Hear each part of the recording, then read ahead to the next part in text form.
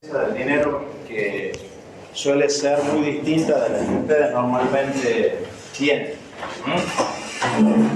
Te va a mostrar cuál es la verdadera naturaleza del dinero, vamos a ver distintos tipos de dinero, cómo se denomina cada uno, cuál es la función que tiene el dinero, cuáles son las características que debe tener el dinero, por qué esas características explican la posibilidad de que haya criptomonedas, por ejemplo.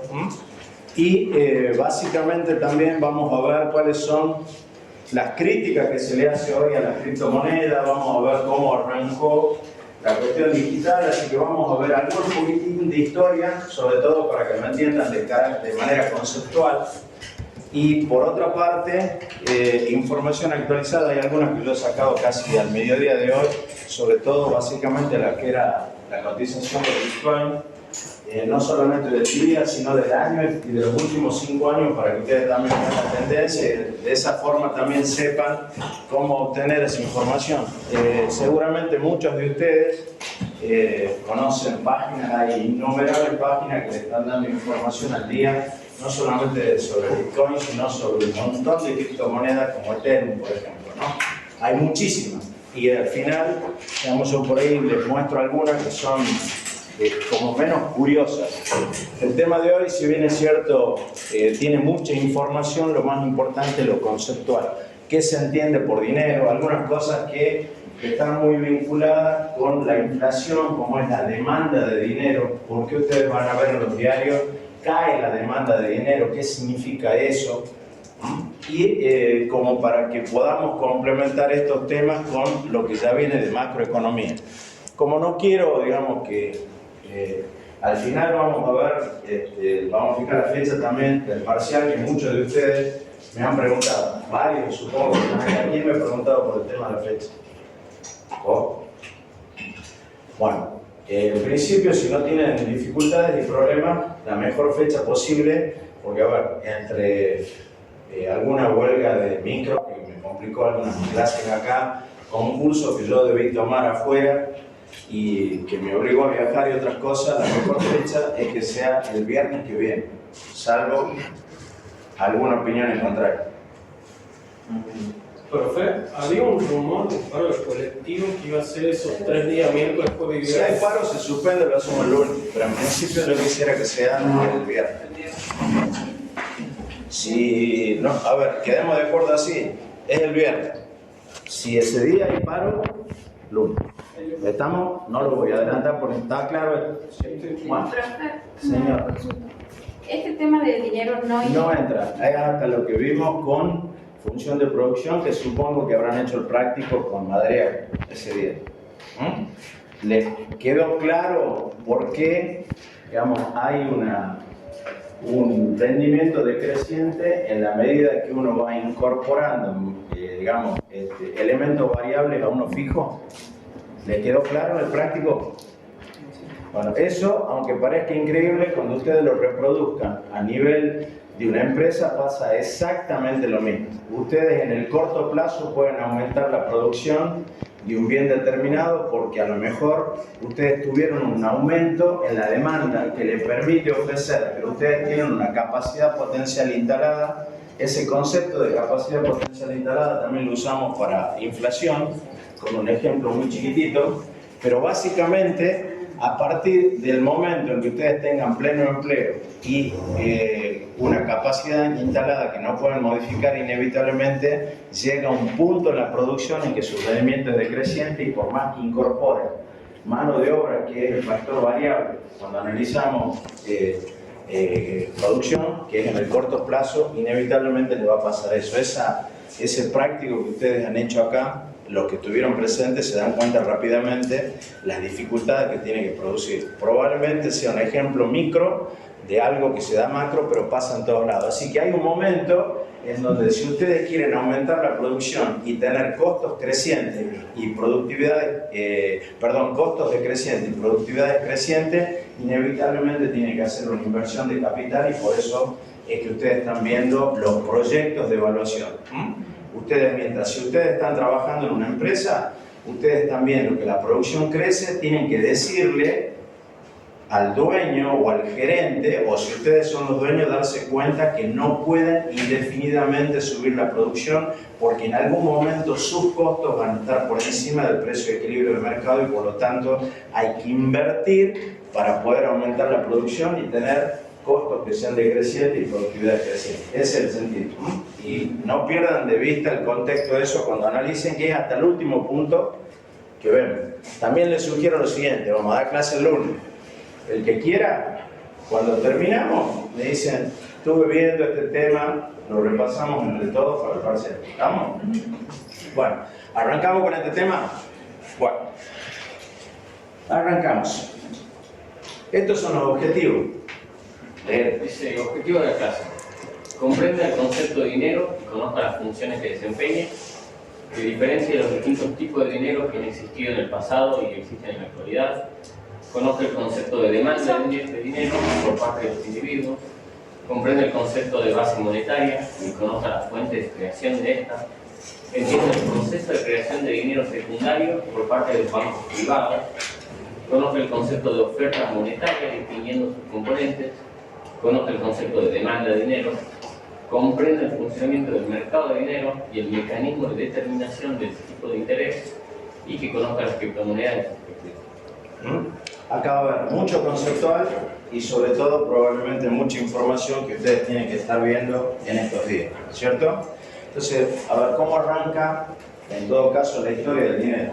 Lo hemos dicho inicialmente a través del trueque, y también lo hemos hablado más de una vez, y tendría que darse esto, que es la doble coincidencia de los deseos. Si yo tengo un bien determinado y otra persona tiene otro bien, yo debería querer el bien que tiene otra persona y ella el que yo poseo para poder intercambiar. Y eso era una primera dificultad. En un ejemplo concreto, si yo tengo leche y alguien tiene, qué sé yo, zapallo, yo debería querer zapallo y el tipo querer leche para poder intercambiar. Esa doble coincidencia de deseo, si bien es cierto era difícil, también hay muchos historiadores que dicen que no era cierto que había muy poco comercio, que por el contrario sí había bastante comercio, y vamos a ver que eso tiene un poquito que ver con el nacimiento del dinero. Y por otro, el famoso tema de cuál es el valor equivalente de cada bien. Si yo tengo manzana y quiero comprar naranja y alguien tiene naranja, la discusión era cuántas naranjas vale una manzana o cuántas manzanas vale una naranja. ¿Cuál era el valor de los bienes y servicios que nosotros íbamos a intercambiar? ¿Qué pasa, chicos? Estoy en el lugar, pero tengo que buscar. Bueno, acá tienen silla, vayan ahí al fondo, acá hay dos, mira, y allá hay otro. Banco no hay. Acá ahí tienen el lugar, mira. Ahí hay un banco y acá tienen silla. Ahí tienen un lugar. Ahí tenés esta silla, lleva ahí. Y ahí tenés.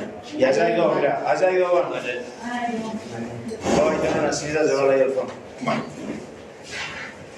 entonces ahí tienen dos temas. Doble coincidencia de deseo y cuál era el valor de los bienes que nosotros íbamos a intercambiar.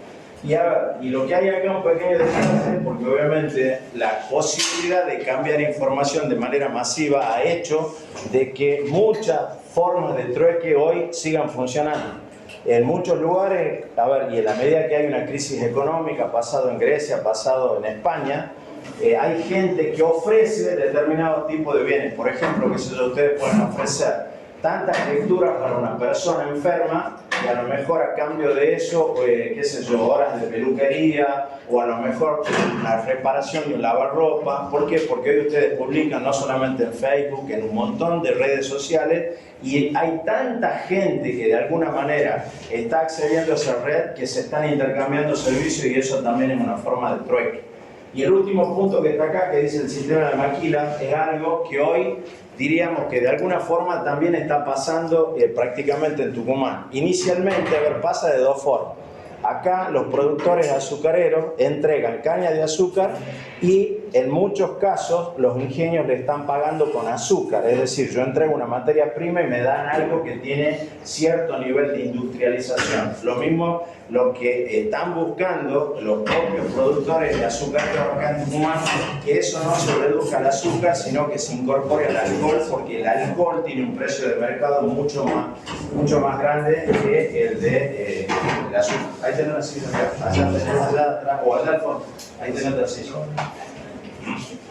Bueno, entonces esa forma de maquila todavía está funcionando. En algún momento era yo te entregaba trigo, vos me dabas harina.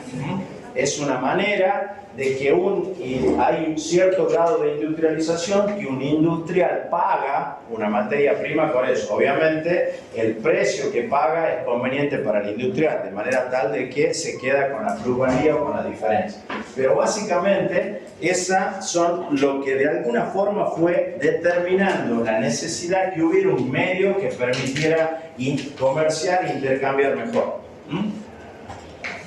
Entonces así, por esa necesidad y la necesidad de agilizar el mercado, surge el dinero, que es básicamente un medio de cambio que pudiera representar el valor de todas las mercancías. Eso significaba que yo con el dinero ya no tenía esa dificultad para poder encontrar la doble coincidencia del deseo y sobre todo establecer un valor de ese tipo, digamos, de mercancía. Recuerden que hoy todavía hay algunos conceptos asociados a eso cuando hablamos de los precios relativos y los precios absolutos. Los precios absolutos son los que se fijan en dinero, los precios relativos son los que están fijados en función de algún otro bien. Por ejemplo, muchas veces ustedes van a escuchar que un productor azucarero dice yo tengo que vender tantas toneladas de caña para comprar tanto gasoil, o tantas toneladas de caña para comprar un tractor, o del mismo modo tengo que entregar tanta cantidad de toneladas de maíz para obtener tanta cantidad de biodiesel. Bueno, esos son precios relativos cuando están vinculados a otro bien. Y otro es cuando básicamente el precio absoluto que está puesto simplemente en una unidad monetaria. Y esto que tenemos acá, fíjense, el que hemos hablado de mercancías monetarias, ¿cierto? ¿Por qué? Porque ahora vamos a ver que hay una distinción clara en cuanto al concepto de dinero.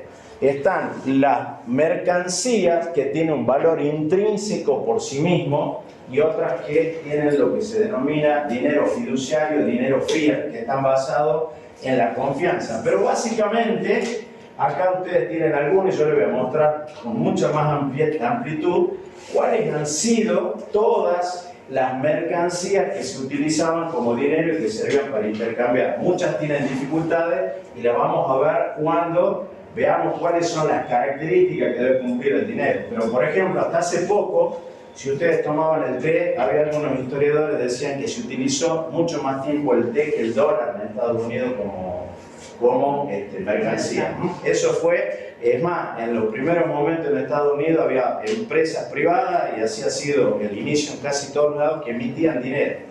Si ustedes van a ver unas películas viejas van a ver unos bonos grandes, escúchame, que eran de distintos bancos. Cuando yo les robaba a un banco, les robaba determinado tipo de dinero, ese dinero tenía circulación en cierto lugar.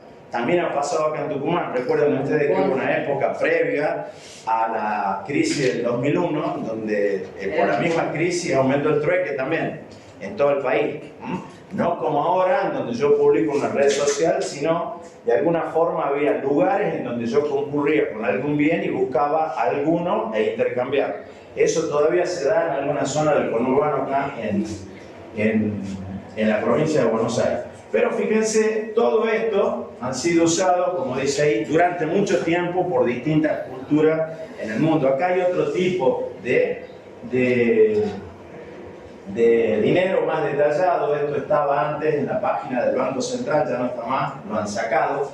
Y pues hemos puesto básicamente la sal porque ustedes saben que de ese nombre determina el salario, ¿no es cierto? A los romanos particularmente, los romanos pagaban a sus soldados con determinada cantidad de sal, que obviamente tenían una dificultad en el intercambio porque muchas de estas mercancías que están puestas acá, la dificultad es el transporte y el mantenimiento. Se imaginan que si yo tengo té, tiene un gran volumen, no tiene mucho peso, pero también la tengo que guardar en determinadas condiciones porque si no se deteriora. Y por eso iban cambiando ese tipo de cosas, pero era una forma de poder intercambiar bienes con algún valor que me permitiera intercambiar todos los bienes, ¿cierto?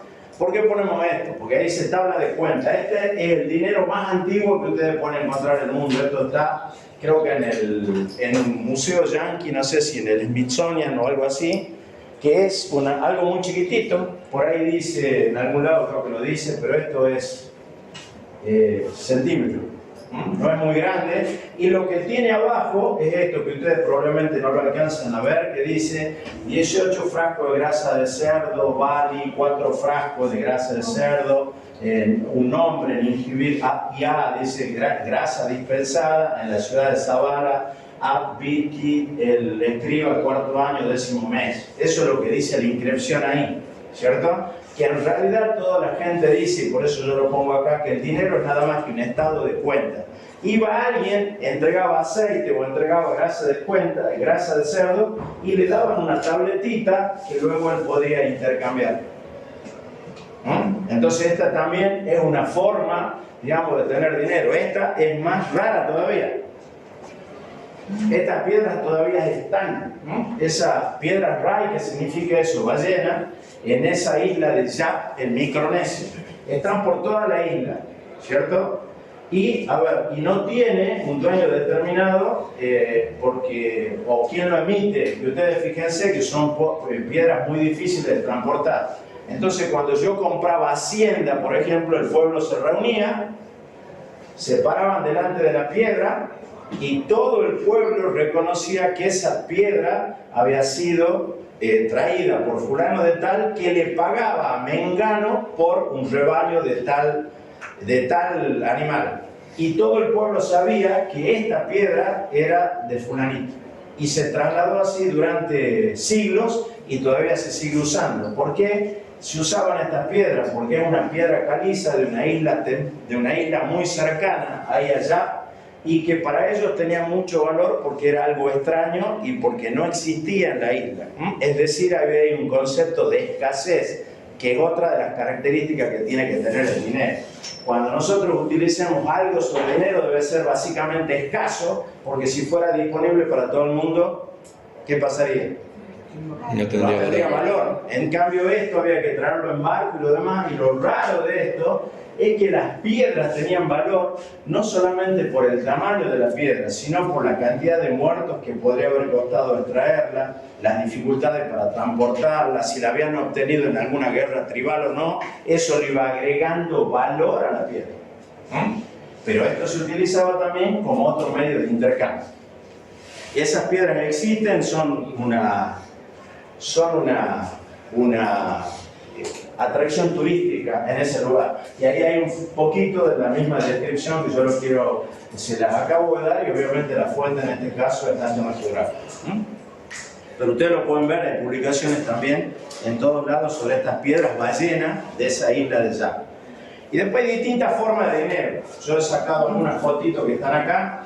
Ustedes van a ver que estamos hablando de dinero en billete, hay moneda, tienen oro, tienen plata, ¿cierto? Y monedas digitales como son las tarjetas de crédito, y criptomonedas como las que ustedes tienen acá, que ven que son distintos tipos de criptomonedas, que hay muchísimas hoy en el mundo y se están prestando para muchas situaciones. Nosotros vamos a ver algunas de ellas. Entonces fíjense, también hay una pequeña, digamos, cronograma, si ustedes quieren, cronología de lo que ha sido el dinero, ¿cierto? Pero yo siempre les digo, si ustedes se fijan en esta cronología, probablemente alguien pueda asociar las distintas formas de dinero y dónde básicamente van surgiendo. Por eso yo siempre digo, miren que la economía es algo que está muy vinculado con las cuestiones sociales. O algunas cuestiones técnicas, como puede ser la criptomoneda, y la criptomoneda a la técnica no tiene nada de técnico, la técnica impacta de manera social. Lo hemos visto mucho más de una vez, creo que lo hemos charlado con ustedes, lo que implica el sendero tecnológico. Cuando alguien descubre algo, cuesta mucho apartarse de ese primer descubrimiento, salvo que haya tipos que estén pensando en cómo resolver problemas de manera absolutamente distinta, sino todos seguimos ese mismo camino. Y entonces el que descubre, algunos dicen bautiza, no solamente bautiza, sino que además es como que te da dejando un sendero. Pero si ustedes se fijan, no sé si les llama la atención las fechas con algún otro evento que haya sucedido en esas fechas.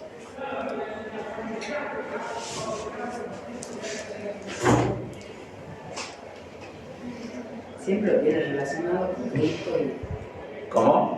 que lo está relacionando casi siempre con Cristo y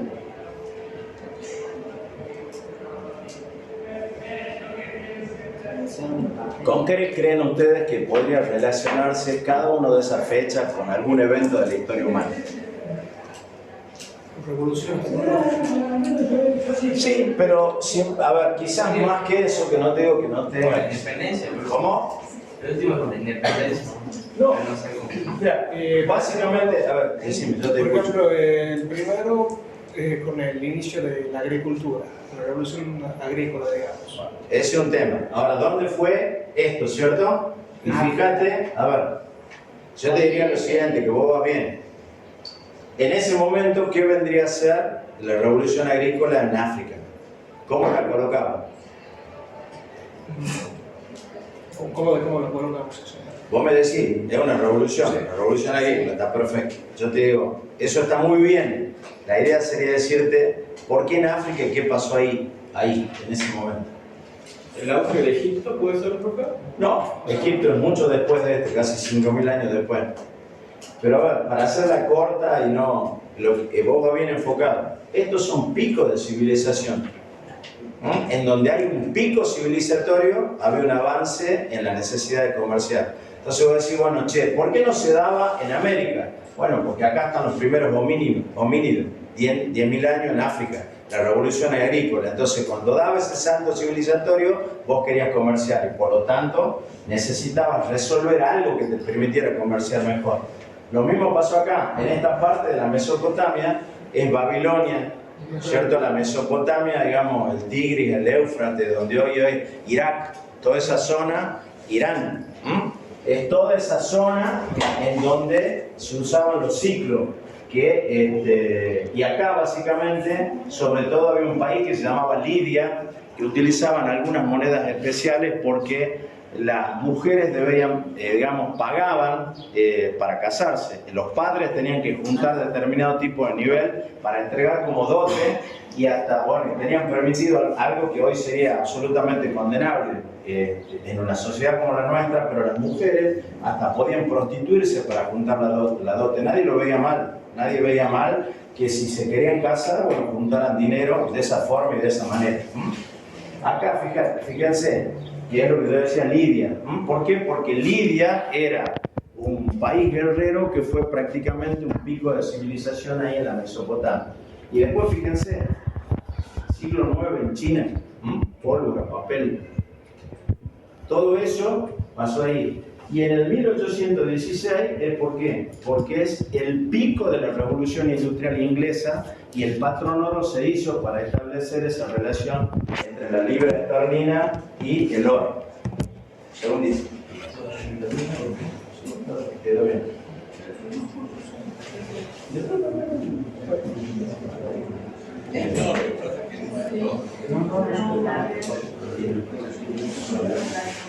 Ah, bueno. Sí, perfecto.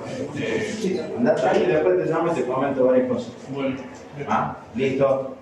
Bueno, entonces si ustedes se fijan, cada uno de estos puntos que está ahí, y no porque yo haya buscado la fecha, sino porque en cualquier libro de historia, siempre que hay un pico civilizatorio o alguna cuestión vinculada con el dinero o con alguna cuestión económica.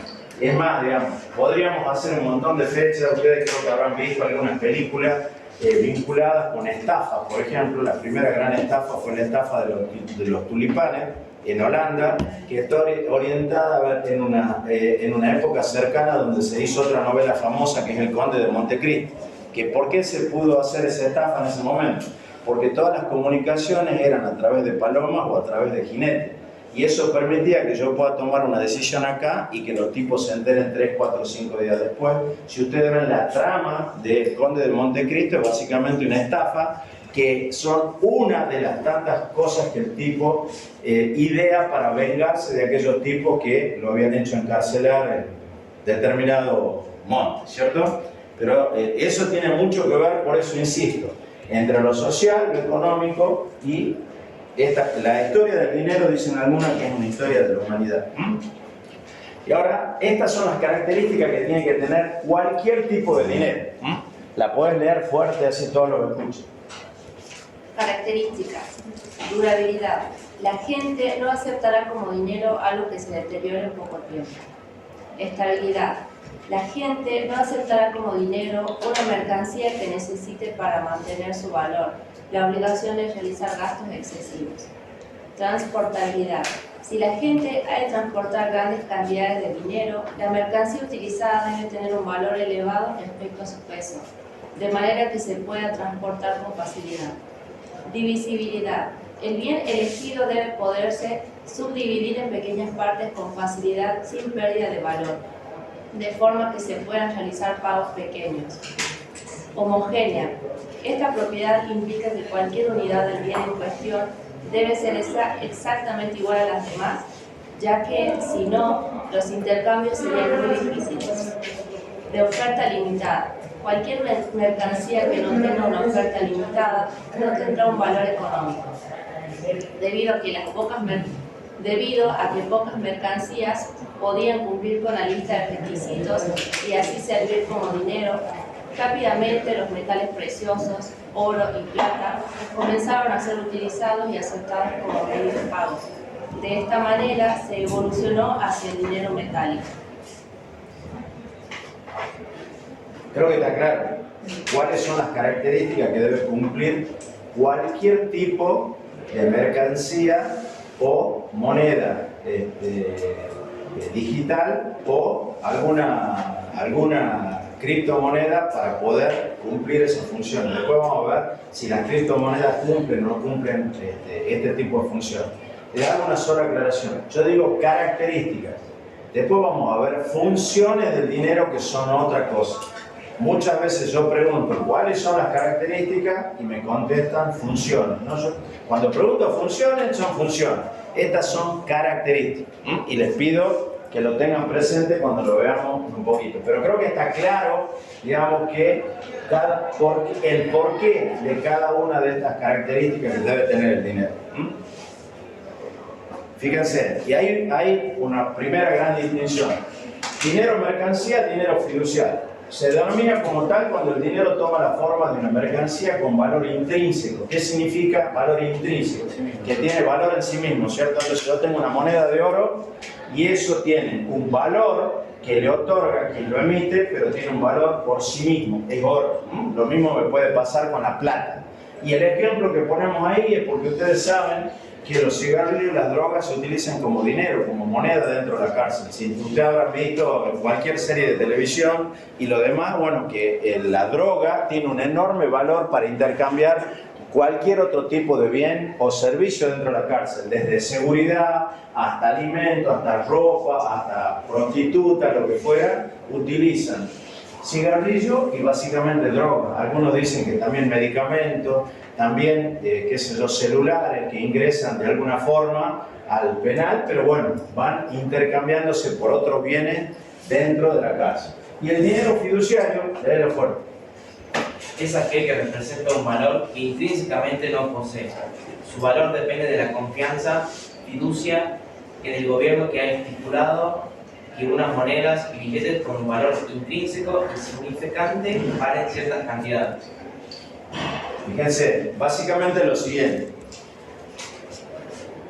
¿Esto vale 1.000 pesos? Sí. ¿Cierto? Sí. Bueno, esto, ¿por qué digo yo que vale 1.000 pesos? Porque está aceptado.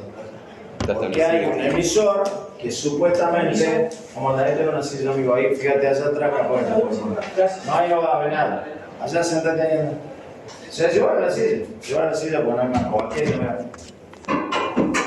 Entonces, ese papel, después le voy a hacer un pequeño comentario de lo que sucede con la emisión monetaria, lo que está pasando, porque el gobierno no está cambiando la denominación, el valor nominal del billete de 1.000 pesos, que es el de máximo valor que nosotros tenemos, ¿cierto?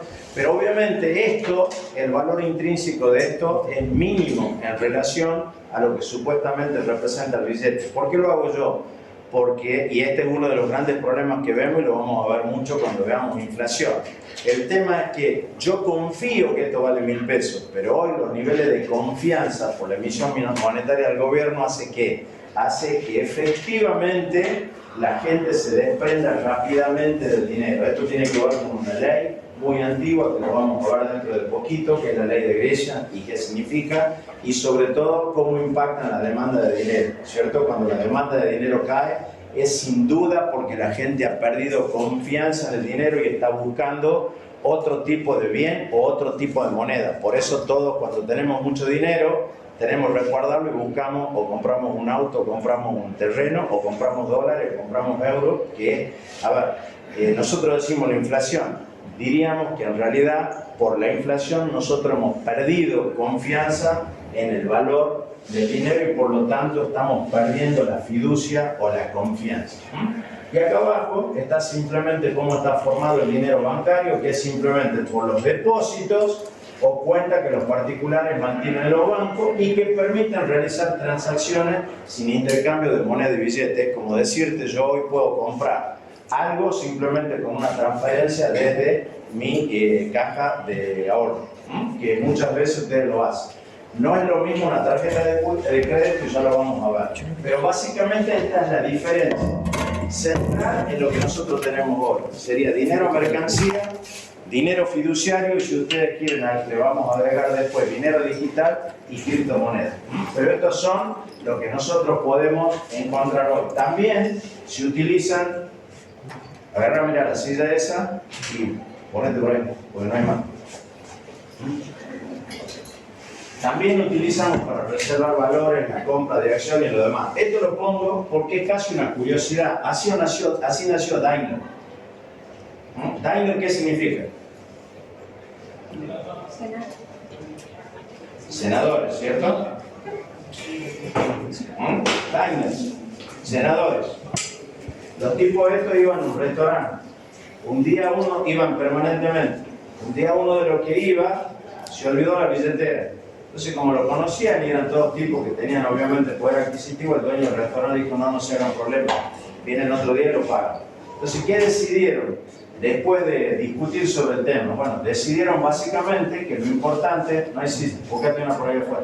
Ahí hay una, mira, Vicenta. No, está rota. ¿Está rota? Bueno, va a tener que buscar una changona. Entonces, ¿qué decidieron? Decidieron hacer una tarjeta con la cual, presentando esa tarjeta, al final del día le anotaban en una cuenta el monto de la consumición y lo pagaban mensualmente. Luego decidieron hacer, cuando hubo algún medio electrónico de pago, hacer lo que hoy nosotros conocemos como una tarjeta de crédito, la más antigua, que nació en el año 49, por ese señor que está ahí, Frank McNamara. Es uno de los apellidos famosos que hay en Estados Unidos. Ha sido secretario de guerra en la guerra más famosa que nosotros conocemos, que es la guerra de Vietnam, ¿no? Tiene ese apellido, tiene muchas connotaciones históricas en Estados Unidos, pero así nació Daimler. Tiene un problema puntual, bueno, hubo alguien que hizo una innovación. Los dejo porque simplemente una curiosidad, pero todo lo que vino después para ahí surgió de esa pequeña cuestión. Esto también, digamos que tiene que ver con emisión de dinero que se hizo en Tucumán. Lo hacían empresas privadas. Si ustedes se fijan, era un negocio redondo. ¿Por qué? Porque yo le pagaba, siendo un ingenio, le pagaba a mis trabajadores con dinero que yo emitía. ¿Para qué? Para que fueran la proveeduría que también era mía. Entonces yo le pagaba poco salario y además le cobraba caro lo que podían comprar. Es un negocio redondo para los industriales azucareros de esa época, que ustedes van a ver. Este es un ingenio que desapareció, que ustedes no lo conocen, el San Pedro, pero hay de San Pablo, hay aserradero, mira, suizo-argentino, la compañía azucarera esta San Pablo, de Lules. Hay otro, creo que ahí, ya te digo, hay otro, hay varios, hay uno, creo que había uno, pero no lo veo acá, de Hileret, que cada tanto aparece alguna historia en la Gaceta sobre el famoso parque que tenía Hileret en el fondo, que es el ingenio ese Santa Lucía. Todos emitían su dinero. Hay uno que inclusive tiene bien claro que dice: vale por 1 kilogramo de carne en consumo. Ustedes lo pueden ver ahí. Entonces a mí me pagaban con eso y yo inevitablemente tenía que ir. Pero este era un dinero que también circulaba en Tucumán a principios del siglo. Y la ley esta de Thomas Grisham, a ver, ¿la pueden leer fuerte? En el mundo antiguo y medieval, las monedas de diferentes jurisdicciones convertían en las ciudades más importantes. Si existía la predisposición a aceptar monedas bajo palabras, se pagaba indefectiblemente con dinero malo y se retenía el bueno. Esta circunstancia dio origen en 1558 a la máxima de Sir Thomas Gresham, previamente formulada por Oresmo y Cotuerto, y reflejada en la acumulación secreta del buen dinero romano, según la cual la moneda mala expulsa siempre a la buena. Esta es quizá la única ley económica que nunca ha sido discutida, y por ello por la razón de que nunca ha tenido una excepción importante. La naturaleza humana puede ser una cosa infinitamente variable, pero tiene constantes. Una de ellas es que, ante una alternativa, cada cual guarda lo mejor para sí mismo, y también para aquello que quiera más. Este libro no lo van a conseguir, pero quizá lo puedan bajar en PDF. Se lo recomiendo, una novela policíaca, porque habla de lo que ha sido el dinero a la vez de la historia. Algunos creen que los libros de economía son aburridos. Yo les puedo asegurar que muchos de los libros son bastante divertidos, pero no solamente eso, sino que además hace, como él dice acá, digamos, descubre la naturaleza humana. El dinero, la relación de las personas con el dinero, tiene mucho que ver con lo social. También. Y lo que está diciendo acá es muy simple. A ver, si yo tengo un billete falso, ¿lo guardo o trato de gastarlo primero? ¿Cierto? Entonces, el dinero malo desplaza al bueno. Yo voy a gastar primero el dinero malo, yendo a veces a lo que nos sucede a nosotros. Si yo tengo la posibilidad de cambiar dinero en pesos por dólares, ¿qué haría? Dólares. Porque nosotros no confiamos, no voy a decir que nuestro peso es un dinero malo, pero digo que le tenemos más confianza a una moneda soberana extranjera que nuestro propio peso. Y eso genera muchos de los problemas que nosotros estamos viendo acá. Y esa la dejo simplemente porque es una máxima que ustedes seguramente la van a aplicar o la van a conocer a lo largo de su vida. Ahora viene esto que yo les decía. Primero vimos características, ahora estamos viendo funciones del dinero. Son dos cosas totalmente distintas. ¿No? Son cosas totalmente distintas. ¿La puedes leer?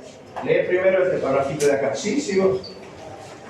Las funciones del dinero son: sirven como medio de cambio, aceptación generalizada en todas las transacciones, como unidad de cuenta, los precios se expresan en dinero, y como depósito de valor, aplazan la transacción, mantener la riqueza. El concepto de dinero no debe confundirse con el de riqueza. El dinero es solo una de las formas de mantener la riqueza, pero hay muchas otras. Tampoco debe confundirse el dinero con la renta o ingresos.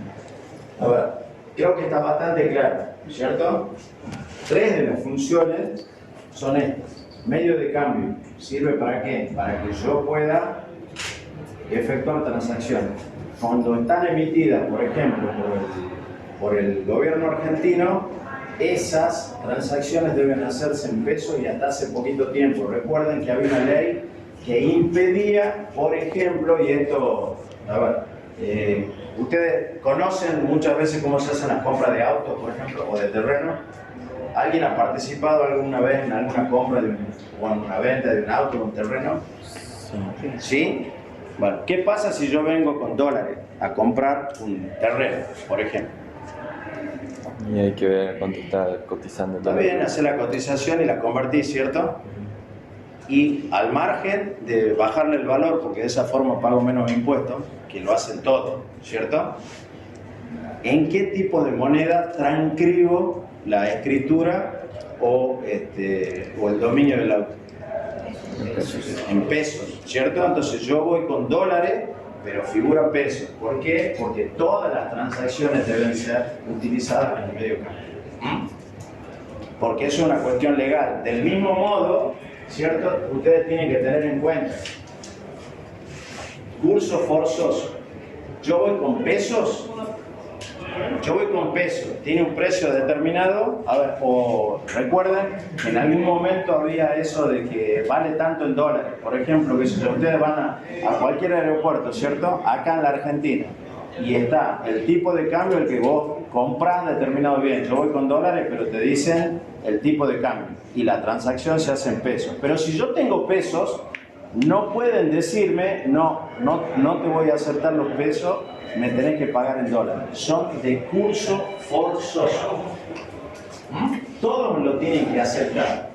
Y curso legal tiene que ver con esta característica, que el Estado me tiene que admitir para el pago de impuestos, ¿cierto? En todo el territorio de la República Argentina. Entonces ustedes tienen que entender que el dinero tiene tres funciones.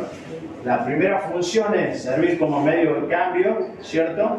Servir como unidad de cuenta. ¿Por qué? Porque todos los precios tienen que estar expresados en pesos, y acá viene el problema por los cuales nosotros no tenemos confianza en nuestro peso, porque supuestamente debe servir para mantener la riqueza, ¿cierto? Cosa que no sucede. ¿Por qué dice después? No debe confundirse con el de riqueza. El dinero es solo una de las formas de mantener la riqueza, pero hay muchas otras. Tampoco debe confundirse el dinero con la renta o ingreso. ¿Qué está diciendo ahí? Yo tengo distintas formas de tener riqueza, ¿cierto? Puedo tener tierra, puedo tener vehículos, puedo tener metales, puedo tener piedras preciosas, todo eso puedo tener acciones, todas esas son formas de riqueza. El dinero es uno. Puede ser que yo sea, suponga, un tipo que tiene, no sé, 200 millones de pesos, pero haya otra persona que tiene tierras o que tiene piedras preciosas que es más rico que yo. No es menos rico porque yo tengo dinero y él tiene otra forma de riqueza. Y tampoco puede confundirse con renta, porque la renta o el ingreso es lo que yo recibo por encima de lo que tengo. Por eso, ustedes recuerden que en muchas clases nosotros dijimos, el problema ¿cuál es? No es tener determinada riqueza, es el flujo con el que voy a alimentar la riqueza. Si yo tengo hoy $1.000.000, pero me quedo sin trabajo y empiezo a perder dinero, obviamente cada día soy menos rico, porque el problema en la economía siempre es de flujo, es de ingreso y egreso. Si yo empiezo a gastar más de lo que tengo, indudablemente tengo un problema. Y por lo tanto, te dicen, tengan en cuenta que esto no tiene nada que ver con la renta. Yo obtengo una renta de mi dinero, ¿cuándo? Cuando a lo mejor lo pongo en un plazo fijo. Luego vamos a ver la diferencia entre interés real e interés nominal. Se supone que ese dinero mío debería darme algún tipo de renta por no disponer de ese dinero y ponerlo para ahorro, ¿cierto? Obviamente eso tampoco está pasando en la Argentina, a pesar de que las tasas son estrambóticas, las tasas de interés hoy. Y vamos a ver también cómo se fijan las tasas de interés. Creación y definición de dinero, no sé, podés leerlo vos de ahí atrás, es muy simple, son algunas definiciones casi de sentido común, mírenlo. ¿Lo podés leer? ¿No? Sí, y yo explico. El conjunto de activos en economía que las personas regularmente usan para comprar bienes y servicios de otras personas. Hasta ahí no vamos para. O sea, es un activo, ¿cierto? Y es un activo líquido. Después vamos a ver que hay otro tipo de activos que son menos líquidos. Pero es lo que nosotros usamos regularmente, ¿para qué? Para comprar bienes y servicios de otras personas. Y acá hay otro tipo de activos, ¿cierto? Fíjate, y ahí hacemos un pequeño pantallazo sobre cada uno. Activos físicos o reales, activos financieros o inactivos. Ahí no va a parar. ¿Qué tipo de activos físicos se le ocurre a ustedes que pueda haber? Una casa, un auto. Exactamente, ¿cierto? Activos financieros, ¿cuál pueden ser? Acciones. Acciones, bonos, ¿cierto? Y estos son activos físicos o un activo real. Yo tengo una casa y alguien me puede decir, che, este es un activo físico real. Cuando tengo un bono, cuando tengo una acción, es un activo financiero o intangible. ¿Estamos? Y fíjense, esto también es importante porque lo preguntamos. Léelo, a esta partecita de abajo. El costo de la oportunidad de mantener una parte de su cuenta en forma de dinero es el tipo de interés de los activos alternativos. Bueno, hoy por ejemplo, si yo tuviera $1.000.000 en mi casa, además del problema de la seguridad, estoy pagando un costo de oportunidad menor, mediano, importante. ¿Cuál es el costo de oportunidad que pago? Alto. Alto, ¿cierto? Eso tiene mucho que ver con la caída de la demanda de dinero. ¿Por qué? Porque como no es tanta la tasa de... Es más, uno podría decir que la demanda de dinero tiene una relación inversa con la tasa de interés, ¿cierto? Cuando más alta la tasa de interés, menos dinero va a haber en circulación. ¿Por qué? Porque yo voy a tratar de sacar un rendimiento. Cuando la tasa sea mucho más baja, lo que yo voy a hacer, como no me da ningún tipo de rendimiento, trato de gastarlo. Entonces son dos cosas que van en direcciones distintas. Ahora lee esta partecita, esta que está en azul. Si podés, desde ahí no sé. Creación primaria de dinero. Es el dinero que emite el Banco Central. Creación secundaria de dinero. Es el dinero que se crea a partir de los créditos que los bancos comerciales otorgan al público y los depósitos que reciben de ellos. Mediante la creación secundaria, una parte del dinero que una persona deposita en el banco puede ser prestado y estar al mismo tiempo como efectivo en manos del público. Cuando habla de creación primaria de dinero o dinero de alta potencia, es el dinero que emite el Banco Central. El Banco Central emite dinero y ese dinero va a los bancos. Cuando van a los bancos y los bancos prestan dinero, se genera esta situación de creación secundaria de dinero que con una pequeña tablita yo le voy a mostrar concretamente cómo es, y en algunos casos se generan grandes cantidades de dinero. Los banqueros dicen, no, nosotros no creamos dinero, pero los hechos concretos sí lo hacen. ¿Por qué? Porque cuando ustedes vean las características y las condiciones que nos prestan plata, ustedes se van a dar cuenta que efectivamente sí lo están creando. Fíjense, para eso hay que tener en cuenta lo que es el encaje, ¿cierto? El coeficiente de caja no es otra cosa que los activos de caja, o sea, lo que yo debo mantener. El banco está obligado por ley a sostener lo que se llama encaje. Ese encaje es mayor cuanto menor es el depósito. Por ejemplo, supongamos que el banco tenga una cartera, determinada cantidad de dinero en su caja, ¿cierto? Pero tiene determinada cantidad de dinero que está en cuenta corriente o en cajas de ahorro. Ese dinero, cualquiera de nosotros, si tuviéramos cuenta corriente o caja de ahorro, la podemos sacar inmediatamente, ¿cierto? La puedo sacar, yo tengo una cuenta corriente, emito un cheque y ese dinero sale. Y si tengo una caja de ahorro, voy por ventanilla y lo saco o efectúo determinadas transferencias. Con lo cual yo puedo disponer inmediatamente de ese dinero. El banco, a ese dinero que puede ser sacado inmediatamente, tiene un encaje, un coeficiente de seguridad mayor que, por ejemplo, un depósito a 30 días. Mucho menor es el encaje que tiene un depósito a 60 días y mucho menor un depósito a 180 días o un depósito al año. ¿Por qué? Porque el hecho de que yo tenga un cronograma para el retiro de depósito le da mayor estabilidad y previsibilidad al sistema.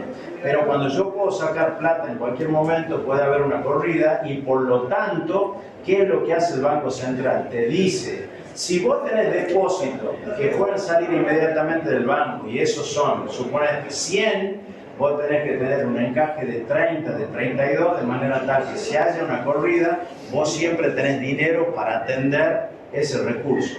Te pide menos si es a 30 días, ¿por qué? Porque ya no es una corrida, ya por lo menos vos tenés un mes como para poder estabilizar tu cuenta. Le podés pedir préstamo al Banco Central a través de algo que se llama redescuento o lo que fuera, pero vos de esa forma vas acomodando tus reservas para poder atender las necesidades de tus clientes.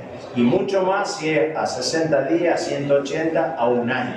Pero hay un porcentaje que el Banco Central le obliga a permanecer respecto de ¿qué? Respecto del total de depósito. Eso es lo que se llama coeficiente de caja o encaje. Con este pequeño, digamos, margen de seguridad que tiene que tener el sistema argentino, a pesar de todo, es uno de los más seguros del mundo. ¿Por qué? Porque los encajes son muy altos. Nosotros venimos de tantas crisis financieras que las medidas de seguridad que ha tomado el Banco Central son, yo te diría que una de las más altas del mundo. En Suiza no hay tanto problema. ¿Por qué? Porque todo el mundo confía en el sistema financiero, no creen que vaya a haber una corrida, pero nosotros después de algo que ustedes no han vivido mucho, lo que ha sido el corralito, el corralón y otra serie de cuestiones durante el año 2000-2001, en donde la gente se remolinaba en los bancos porque no le devolvían su dinero, bueno, nosotros hemos elevado el encaje para hacer más robusto, más seguro, más eficiente el sistema financiero. ¿Está claro lo que es el encaje? Es un porcentaje de los depósitos que deben retener los bancos para garantizar la seguridad del sistema. Cuanto más inmediato es la posibilidad de retiro de esos fondos, más alto es el encaje. A la medida que los periodos se van haciendo más largos, los encajes van disminuyendo. ¿Está claro? ¿Está claro ese concepto? Sí. Y ahora veamos esto. Así se crea dinero secundario. Yo les voy a explicar el circuito para que ustedes vean cómo de alguna forma, no de alguna forma, sino como en los hechos concretos, los bancos crean ese dinero. Fíjense, acá lo que nosotros estamos viendo es que hay un dinero en efectivo que tiene el banco de 1000, ¿cierto? Me lo presta a mí el banco, 1000, ¿cierto? Yo dejo para mí efectivo, EMP es efectivo en manos del público. Yo cuando recibo determinado dinero, normalmente una parte yo me lo dejo en mi bolsillo. Normalmente es un 20% porque se supone o que vos utilizás o vos lo devolvés a toda la totalidad a otro banco o compras algo que inevitablemente va al banco. A ver, te doy un ejemplo. Yo vendo un auto, ¿cierto? A lo mejor el tipo que me lo compra a mí sacó un crédito en el banco, ¿cierto? Me lo compra a mí. ¿Y yo qué hago con esa plata? ¿Me quedo con la plata en la mano o la llevo a otro banco, la pongo en un depósito a plazo fijo, lo que fuera? No permanece en mi poder, excepto un promedio de un 20%. Entonces, el tipo cobra 1000, recibe este depósito, digamos, me quedo con 200 y vuelvo a depositar 800 en ese o en cualquier otro banco. Y esto es el activo de caja que el banco que recibe este depósito de 800 debe mantener. ¿Por qué? Porque es este activo de caja que está puesto acá, del 2%, ¿cierto? Ese 2% me hace que yo tenga que tener de los 800, 16, pero puedo prestar 784. Vuelvo a prestar los 784, el efectivo en mano del público un 20%, me quedo con 156,8, deposito 627 en el banco donde lo dejo, me aplican el encaje y ahora el 2% sobre estos 627 es 12,54 y puedo volver a prestar 614. Estos 614 los vuelvo a prestar, retiene el tipo 122,93, deposita 491,72, aplican el encaje de 9,83 y se puede volver a prestar 4,81. Con lo cual, si ustedes se fijan, de un depósito inicial de 1000, los bancos han llegado a prestar 3.629,63. Porque los bancos no es que tienen la totalidad del depósito. Lo que hacen, se quedan con el encaje, se quedan con esa reserva que te pide el Banco Central y el resto lo siguen prestando. Si todos fuéramos al banco a retirar la plata, ¿qué pasaría? No la pueden devolver. Era lo que pasaba Entre otras cosas, ¿cierto? Pero eso, así funciona el sistema financiero y por lo tanto, ¿qué es lo que sucede? Ellos te dicen, no, nosotros no creamos dinero, pero los hechos concretos sí, porque ustedes se fijen que con 1000 pesos de dinero primario o de alta potencia emitido por el Banco Central, ellos terminan prestando casi, diríamos que 3,5 veces más de lo que en su momento se recibió. ¿Está claro esto? ¿Está claro? Fíjense, esto les pedimos que siempre lo tengan en cuenta, esta relación, ¿cierto? ¿Qué es la liquidez? ¿Lo pueden leer? Lee. Liquidez, facilidad con la que un activo puede ser convertido en medio de cambio de dinero en la economía. Cuando las empresas realizan ventas de liquidación, buscan convertir sus bienes en efectivo, es decir, en un activo líquido. A ver, ese es, ustedes ven en las tiendas dice liquidación. ¿Ustedes creen que se están refiriendo a que están liquidando el stock? o que están obteniendo liquidez para poder comprar prendas de colección.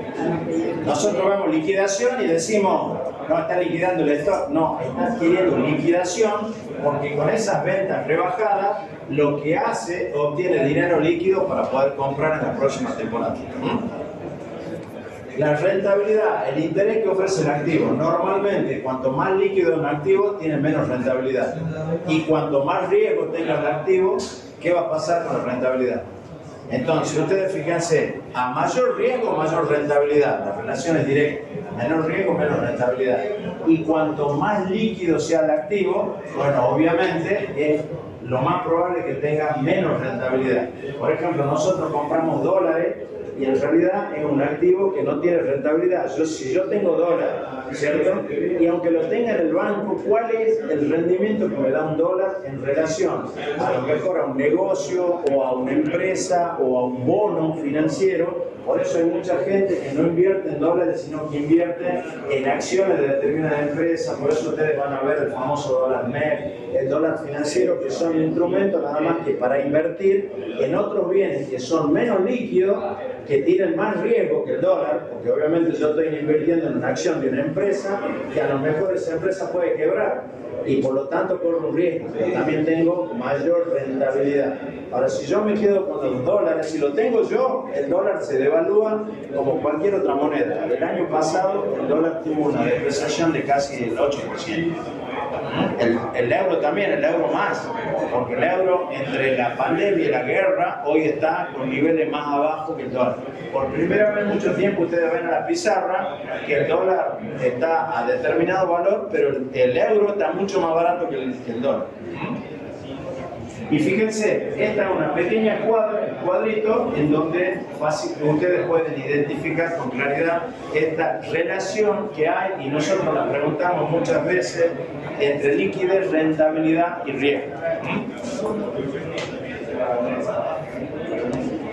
Hablamos de esto, oferta y demanda de dinero. Básicamente lo que me interesa a mí es lo siguiente. Fíjense, acá están algunas cuestiones que sí hay necesario que ustedes lo entiendan, y es el componente de la oferta monetaria, que no es otra cosa que el efectivo más los depósitos en el banco. Esa es la oferta monetaria.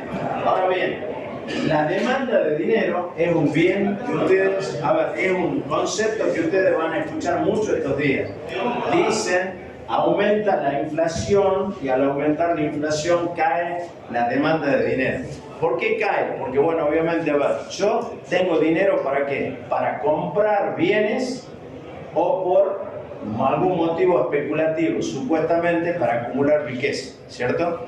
Pero cuando el dinero se devalúa día a día, yo voy a acumular dinero para tener riqueza, o estoy pagando un costo de oportunidad muy alto por la devaluación permanente y por la posibilidad de tenerlo en una tasa a plazo fijo. Entonces, como saben que eso sucede, se dice cae la demanda de dinero. ¿Qué están queriendo decir? Que la gente quiere menos pesos, no quiere el dinero, digamos, de circulación legal en el país. Y al decir eso, estamos diciendo que hay un problema de confianza. Es una de las cosas que está pasando acá en la Argentina. Yo se las pongo porque ustedes seguramente, capaz que ustedes lo pasan, pero lo van a estar viendo permanentemente en los diarios. Fíjense, esto también es muy importante. ¿Lo pueden leer? Primero, la tasa de interés activa. ¿Cuál es la tasa de interés activa? La que dan los bancos en los plazos fijos. ¿Vamos? La que dan los bancos en los plazos fijos. La que... no. Es al revés. Léela, a ver. Dale. Fijada por el Banco Central de cada país para préstamos de otros bancos o para los préstamos de los bancos. Sí. La situación en los mercados de acciones de un país determinado. En relación a la inversión similar que el banco habría realizado con el Estado de no haber prestado ese dinero a un privado. Parate un minutito. Entonces, las tasas de interés que ustedes ven se basan en estos tres criterios. Después, acá está un poco más determinada, más detallada, más descripta, más desagregada. Pero vemos acá, fijada por el Banco Central, es decir, el Banco Central fija una tasa de interés, ¿cierto? Y esa tasa de interés replicada por los otros bancos en el país, que son los bancos, digamos, comerciales. Hay dos tipos de bancos. Bancos comerciales, que son los que nosotros normalmente nos manejamos, y hay bancos de inversión, que financian únicamente proyectos de inversión. No atienden banca minorista, ni atienden, qué sé yo, cuestiones de que pagos, ni ese tipo de cosas. Esos son los bancos comerciales. Los bancos de inversión hacen otra cosa. Pero la tasa está puesta ahí. ¿Por qué existen los bancos de inversión? Porque probablemente si yo soy un empresario grande y voy a hacer una inversión importante, bueno, es probable que ese banco me pueda financiar en dólares a tasas mucho más bajas de las que efectivamente yo podría tener acá, garantizarme el financiamiento, y si yo fuera un tipo que tiene una mirada a mediano o largo plazo, digo, bueno, yo voy a hacer esta inversión ahora, porque al margen del momento económico que se vive, intuyo que va a haber una recuperación, una reactivación o un crecimiento, y cuando ese crecimiento me agarra a mí, tengo que estar posicionado para poder hacer los negocios. Recuerden ustedes, a ver, por ejemplo, no sé si ustedes recuerdan la guerra Estados Unidos-Irak. En plena guerra, ¿qué es lo que hacían empresarios norteamericanos? Y de otros países, no únicamente los norteamericanos. ¿Qué hacían? Plena guerra. Compraban campos petroleros. En una guerra, ¿cuánto puede valer un activo? A ver, si yo fuera un tipo que pienso que Ucrania o Rusia en algún momento van a terminar la guerra, ¿cuánto puede valer un campo hoy en medio de la guerra en Ucrania? Poco. Hay tipos que van y dicen, lo compro ahora porque ese es parte del negocio. Comprarlo cuando está bajo, venderlo cuando está alto, ¿cierto? Bueno, yo les puedo asegurar que debe haber personas que están comprando bienes y activos en Ucrania porque su precio es muy barato. Si yo fuera un ucraniano, veo la guerra, me quiero escapar, y lo que vale a 100 te lo vendo a 10 o a 5 o lo que fuera, me quiero ir, no quiero estar ahí. Pero hay tipos que pueden esperar. Entonces, fíjense, eso es algo que, por eso dice, la situación en los mercados de acciones de un país determinado. Y por último, la relación a la inversión similar, que es lo que nosotros les pedimos a ustedes en un proyecto. Nosotros les pedimos a ustedes que como mínimo vean con ese capital que ustedes van a utilizar en el proyecto, nos digan, che, con esa plata, ¿qué otro tipo de inversión similar se puede hacer? La primera que ustedes tienen que mirar es si la plata que ustedes van a poner en el proyecto de inversión se justifica o les conviene ponerla en un banco. Porque si vos vas a hacer un negocio que tu rendimiento va a ser menor que el rendimiento financiero que te da un banco, vos lo ponés en ese banco y decís corro mucho menos riesgo. Porque cuando vos haces un proyecto de inversión, tu riesgo empresario es importante, podés perder todo. Con el banco podés perder, pero probablemente mucho menos que con el riesgo de inversión. Se supone que como vos corres un riesgo haciendo un proyecto, que es algo que los argentinos no entendemos. A nosotros nos cuesta mucho entender o aceptar que haya gente que le va bien, pero hay gente que pone plata y corre riesgo. Entonces cuando pone plata y corre riesgo, debe tener el fruto de ese riesgo. Nosotros no nos fijamos en el riesgo que corrió, nos fijamos en la plata que empieza a tener. Es un gran problema cultural acá en la Argentina. Seguí leyendo. La tasa de interés activa es una variable clave en la economía, ya que indica el costo de financiamiento de la empresa. ¿Por qué? Porque la tasa de interés activa es la que el banco presta. La tasa, alguien no sé qué decía, del plazo fijo, lo decía vos, eso es la tasa pasiva. Cuando el banco, el banco que es un intermediario entre un tipo que tiene plata y un tipo que no tiene plata. ¿El negocio cuál es? Tomar la plata del que la tiene y pagar una tasa de interés menor que la que va a prestar la plata. La diferencia se llama spread, es la diferencia entre la tasa activa y la tasa pasiva. Y ese es uno de los beneficios del banco. Les recuerdo también que por los motivos que fuera, los negocios más rentables durante los últimos 10 años han sido los bancos. Por eso los trabajadores bancarios que saben cómo se maneja la plata son los que tienen el salario más alto del país, porque conocen el negocio y saben dónde está haciendo la plata. Y esto es simplemente, fíjense, la tasa activa para préstamos en moneda extranjera es simplemente, o sea, viene alguien en un banco de inversión y me dice te presto en dólares, pero vos para eso, ¿qué vas a tener que hacer? Me vas a tener que pagar una tasa que yo te la voy a fijar así. Este T-bill es los bonos del Tesoro de Estados Unidos, más el riesgo de devaluación en el país. más el riesgo país, más otro tipo de riesgo. Entonces, fíjense cuánto me puede salir si yo me endeudo en dólares acá en la Argentina. Si tienen que ver riesgo de devaluación, todos los días y todos los meses hablamos de que puede haber una devaluación. Riesgo país, ¿cuánto está el riesgo país? ¿Cuánto? 2.300 y pico, creo. Eso significa 2.300 y pico, eso equivale a ponerle 2.300, a 23%. O sea, de entrada nomás, yo acá, con el riesgo país, tendría que poner 23%, más todo lo demás. En la tasa de interés de los yanquis creo que están 3 y pico, 3,5, ¿cierto? Entonces, acá tenía 3,5 más el 23%, más no sé qué riesgo de evaluación estarán calculando los bancos. Y esto, otro tipo de riesgo, es un trabajo que hacen muchos ingenieros en sistema. Muchísimo. ¿Cómo se calcula el riesgo país? El riesgo país está basado en las evaluaciones que hacen algunas evaluadoras de riesgo en función de las posibilidades que ellos ven de que el país no cumpla con su deuda externa. Entonces te analizan tus ingresos fiscales, se fijan si tus ingresos te dan, a ver, si vos tenés superávit fiscal, es decir, que tus ingresos son mayores que tus egresos y por lo tanto la posibilidad que vos tenés de ¿qué?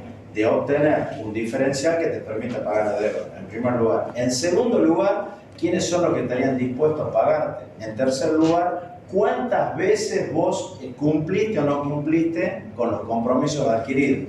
Bueno, todo eso hace que la Argentina tenga el riesgo del país que tiene y además, a ver, vos fíjate, nosotros tenemos déficit fiscal prácticamente crónico.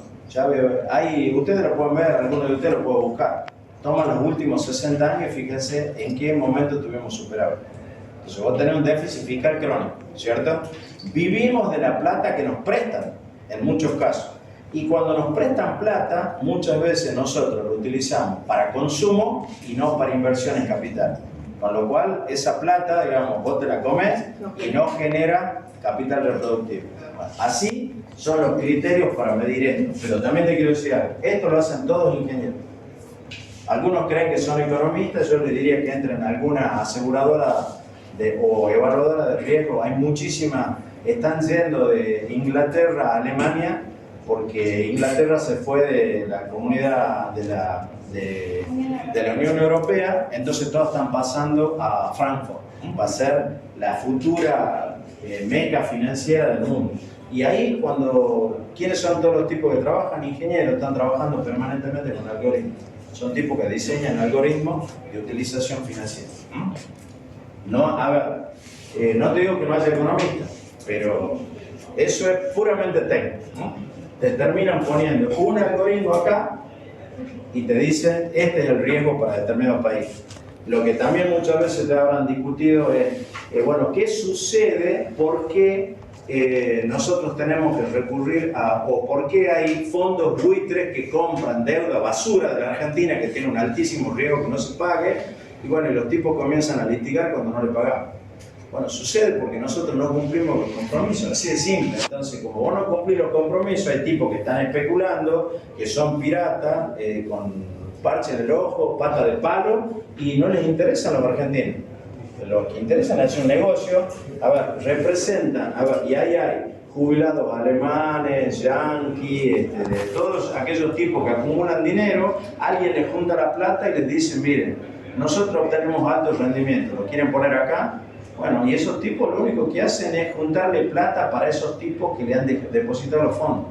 Entonces, cuando a ver, nosotros hemos perdido muchos juicios además.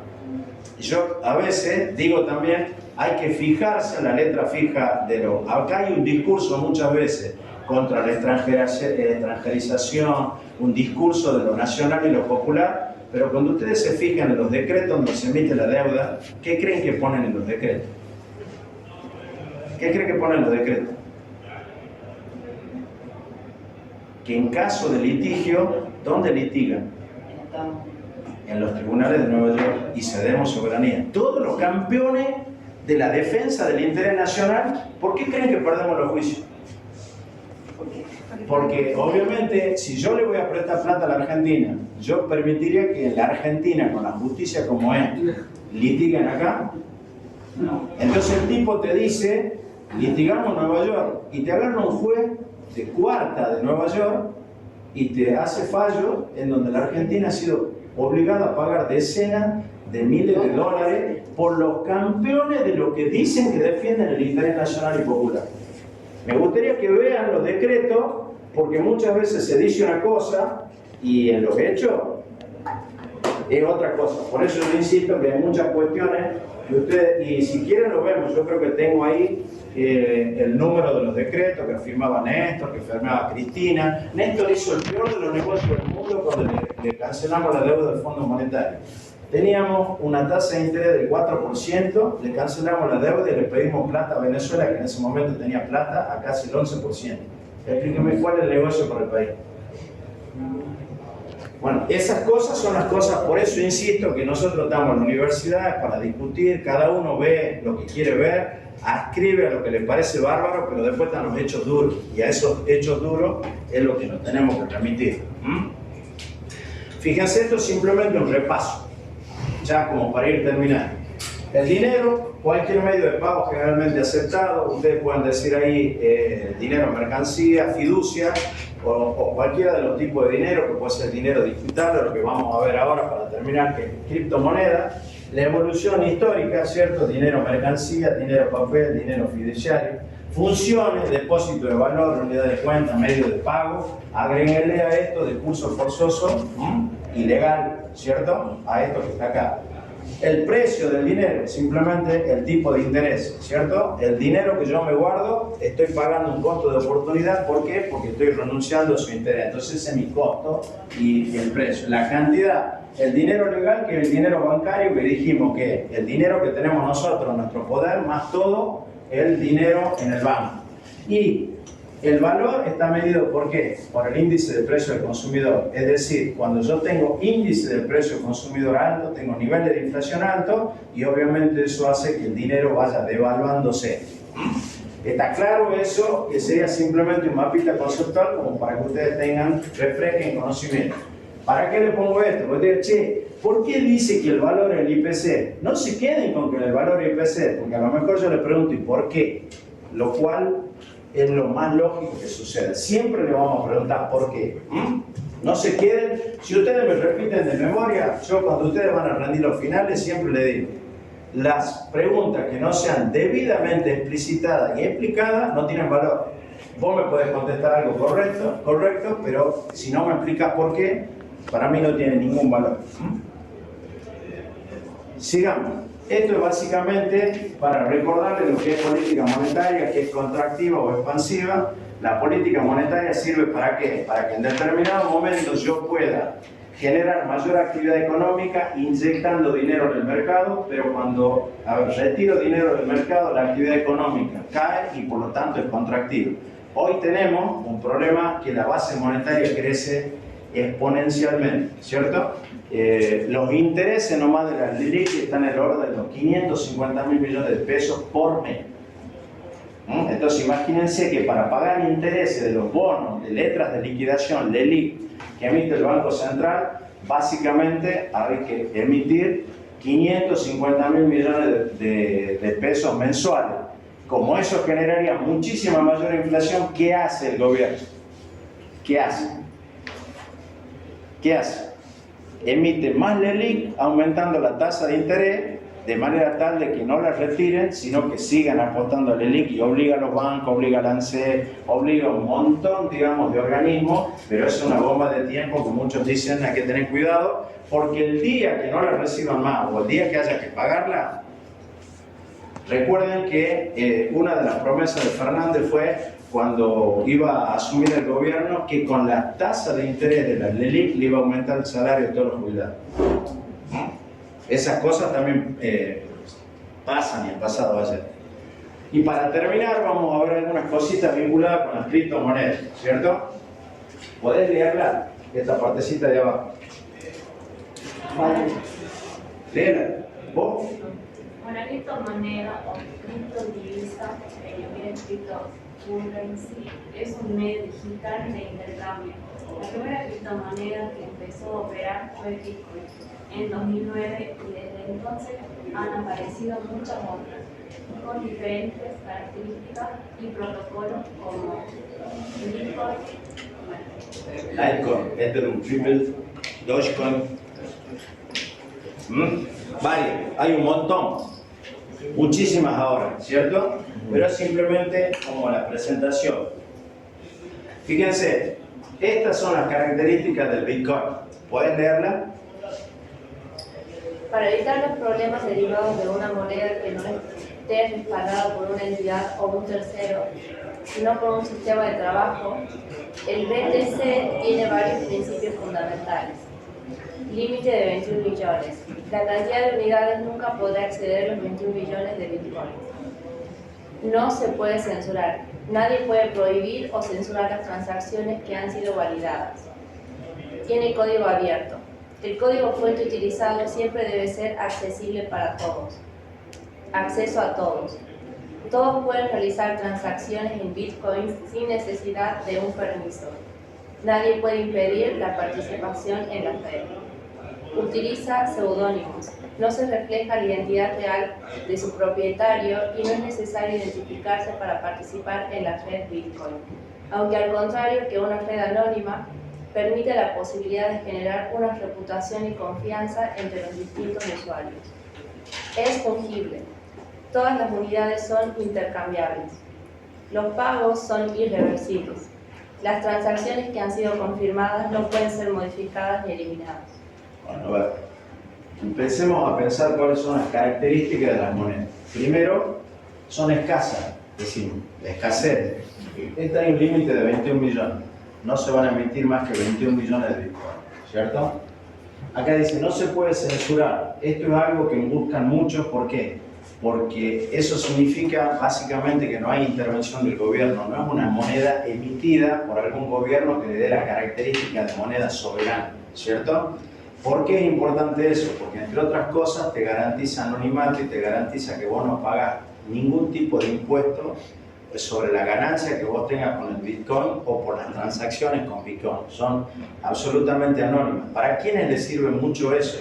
Por ejemplo, los montos de remesas que hay de personas que están en Estados Unidos que remiten a sus parientes en Centroamérica o en México son miles de millones de dólares. No quiero meter la pata, pero creo que lo de México anda en el orden de los 50.000 millones de dólares anuales las remesas de mexicanos en Estados Unidos a México. Entonces viene una empresa de esa, a ver, que te hacen las transferencias.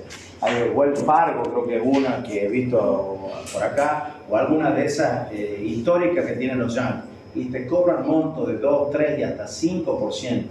Las remesas, el interés que le están cobrando por las remesas es tan alto que, bueno, muchos de esas personas que hoy están trabajando ilegales en Estados Unidos están girando en Bitcoin porque no pagan ningún costo por la transacción, porque es peer-to-peer, persona a persona, y además me permite mantener el anonimato. Es decir, nadie sabe quién lo envía y no sabemos quién lo recibe. Eso es, digamos que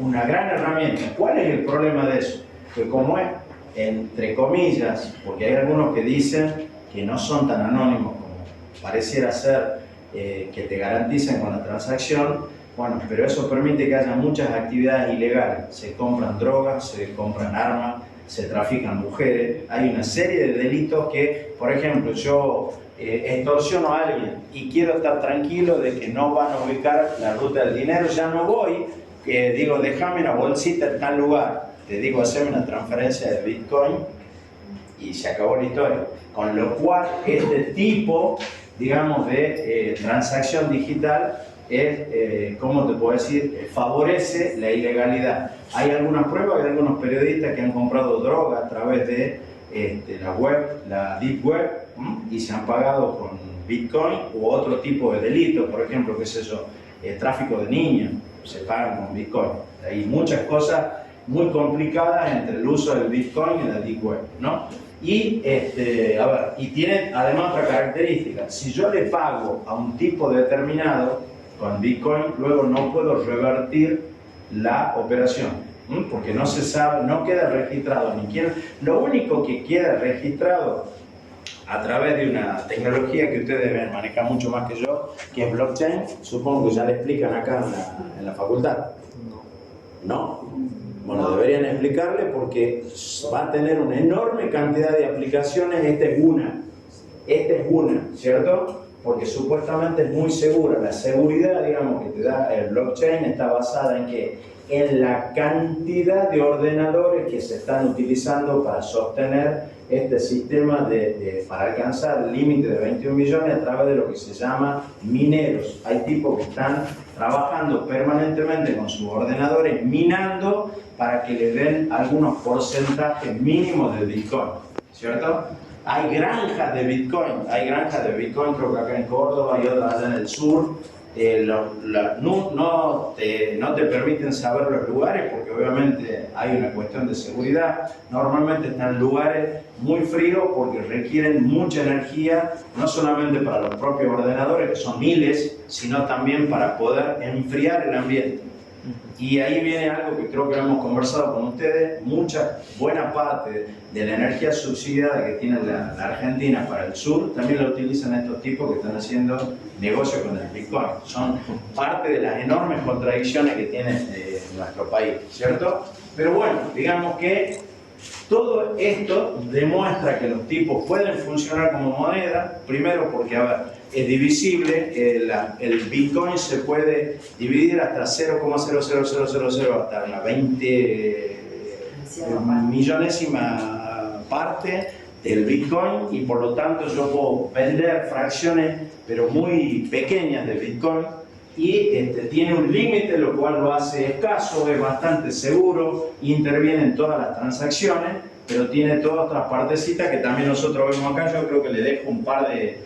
primero vamos a ver esto, después vamos a ver las críticas del Bitcoin. Sí. ¿Quién pone ese límite de 21 millones? El tipo que supuestamente lo hizo, Kiyoshi no sé cuánto, que es el que, digamos, nadie sabe todavía quién ha sido, no puede determinar con claridad quién es el inventor de ese sistema, pero está supuestamente garantizado, y volvemos a lo anterior, son cuestiones de fe. ¿Hay la ONU? No. Es un emprendimiento privado.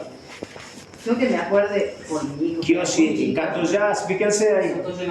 Pero Es Nakamoto. Ese es el tipo que aparentemente, porque el tipo lo niega, nadie sabe quién es, no lo han visto nunca, dice no, va a haber 21 millones de Bitcoin. Pero piensen lo siguiente, volviendo al límite, que es un concepto que se me estaba escapando. Hay mucha gente que dice, ¿qué va a suceder cuando alcancemos el límite de 21 millones? Ya no puede haber más Bitcoin, ¿cierto? Entonces, ¿cuál es el interés de sostener funcionando ordenadores? Si ya no hay la posibilidad de adquirir más Bitcoin.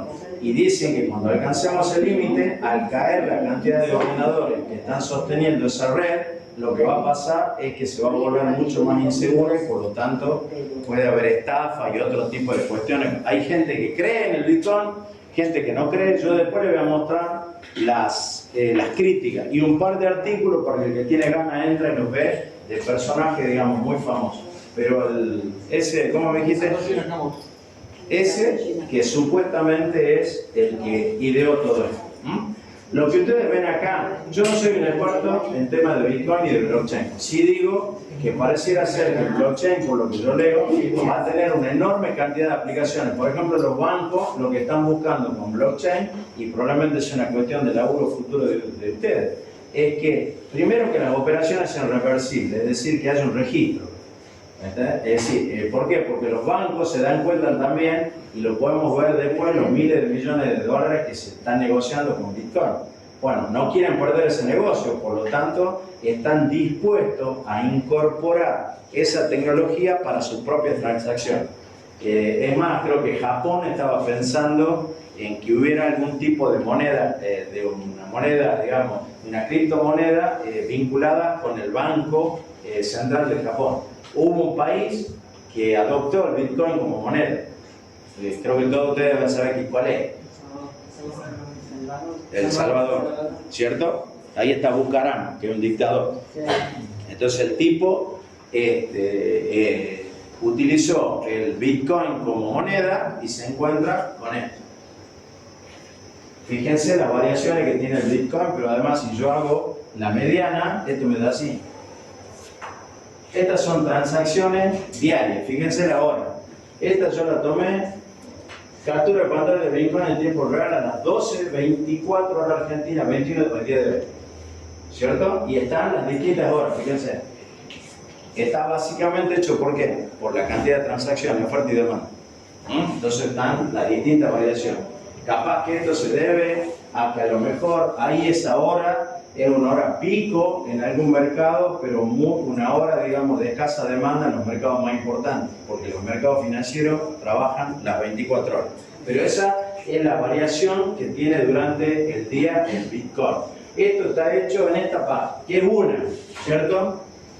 Ustedes pueden entrar a esa página y pueden ver ahí. Hay otras que hay innumerables. Lo que pasa es que en algunas te piden que te suscribas. Y la verdad que no tengo ganas de suscribirme a páginas que no me dan una información relevante para mí. Yo no invierto en Bitcoin ni mucho menos. Pero si alguien lo quiere hacer, van a encontrar un montón de páginas que con una mínima inversión van a tener toda la información disponible. Esto es más fácil de obtener. Esto es Google Finance. ¿Cierto? Entonces, fíjense, también es lo mismo. Esto ya está, esto que estaba ahí, la anterior, creo que estaba en dólares. Dólares, ¿cierto? Estos son dólares. USD. ¿Cierto? Y lo que tenemos acá es pesos. Esto es pesos. Fíjense. Y ahí están viendo cómo ha crecido. Fíjense que creció supuestamente en el mercado argentino un 0,44%, medio en pesos, 12.718 pesos estaba valiendo. Supongo que será por este pico que está acá.